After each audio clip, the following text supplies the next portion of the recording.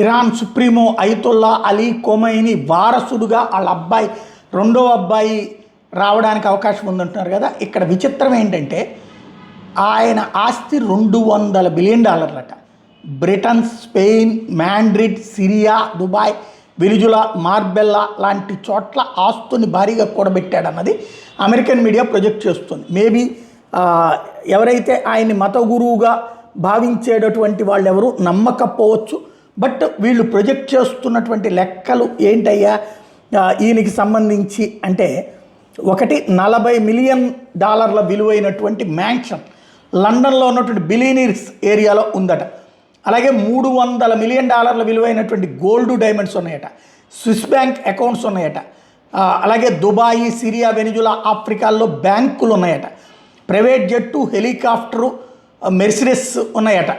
మెర్సిడెస్కి సంబంధించినటువంటి ఇవే పెద్ద ఫ్లీటే ఉందట.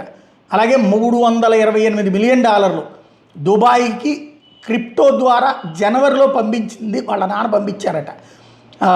ఇతనికి ఇరానియన్ ఆయిల్ చైనాకి అమ్మడం వల్ల వచ్చిన డబ్బులు ఇతని వైపుకి టర్న్ అవుతుందంట.